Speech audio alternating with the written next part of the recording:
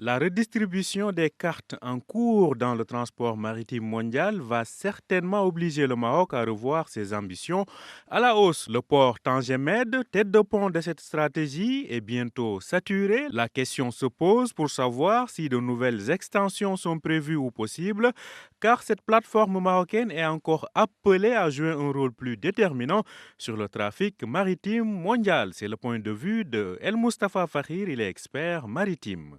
Le port de Tangemet va aujourd'hui aller dans la Champions League. Ça veut dire qu'on ne va plus être comparé aux ports européens qui ont un trafic de 10 à 20 millions de VP. Mais il va se comparer aujourd'hui aux ports asiatiques. Sur les 10 premiers ports dans le monde, on retrouve 9 ports asiatiques, à savoir des ports chinois. On parle de 50 millions de VP pour certains ports chinois. On parle de 40 millions de VP pour le port de Busan en Corée du Sud. On parle de 39 millions de VP aujourd'hui pour le port de Singapour.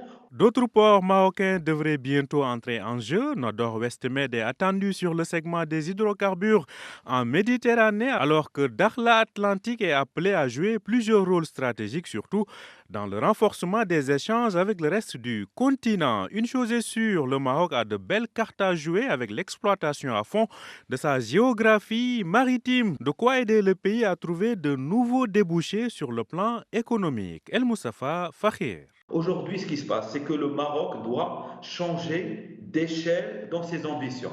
Nous ne devons plus être dans du 9 à 10 millions de VP comme ambition. Ça y est, aujourd'hui, on a documenté, on a pu expérimenter durant 20 ans notre capacité. Et à chaque fois qu'on se fixait un objectif, on l'atteint plus rapidement que ce qui était prévu. Donc, c'est devenu une donnée structurelle. C'est pour ça que, de mon point de vue, aujourd'hui, le Maroc doit accepter la réalité de la géographie, qui veut dire que nous sommes un point central, nous sommes au cœur du monde. En tout cas, cela ne manquera pas d'inspirer la nouvelle orientation du gouvernement qui entend pleinement exploiter le potentiel de l'économie bleue. Avec ses 3500 km de côte et ses façades maritimes stratégiques, le Royaume peut rapidement valoriser son potentiel maritime. Au-delà des ports, il faudra surtout penser à l'émergence d'une industrie navale robuste, mais aussi compétitive.